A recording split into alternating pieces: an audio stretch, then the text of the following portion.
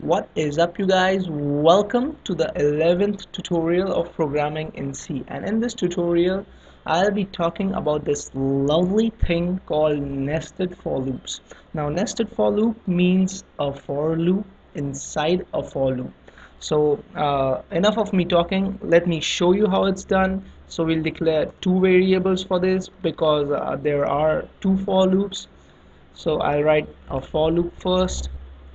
I'll write the code in here, and inside this let me just indent it. Inside this I'll write a for loop again, and it will have its own curly brackets. So there you go. This structure is for nested for loop, and we write it in the same way as we did. Let me run this loop for like let me guess, 3 times equal to 3.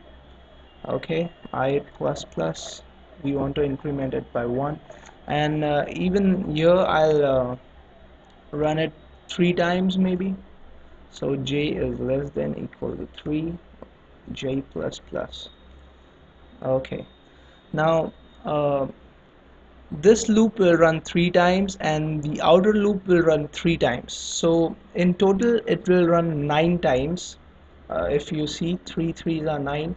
So let's see how it works. Let's print out I'll print out hi, because as usual I haven't said hi to you guys in a while. So hi, and let me leave a space here so that we can know what's going on.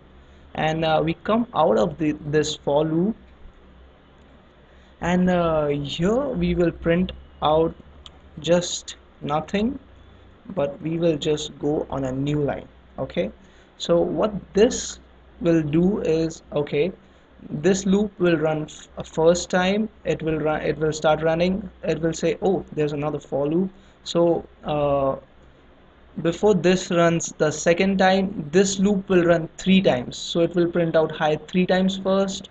It will go out of this loop, it will go on a new line, so hi hi hi, new line.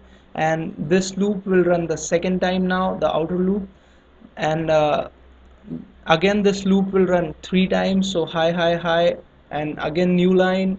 And again this loop will run third time, and this loop will run 3 times now. Pretty confusing, huh? Let me run and show it to you guys before it gets too much confusing.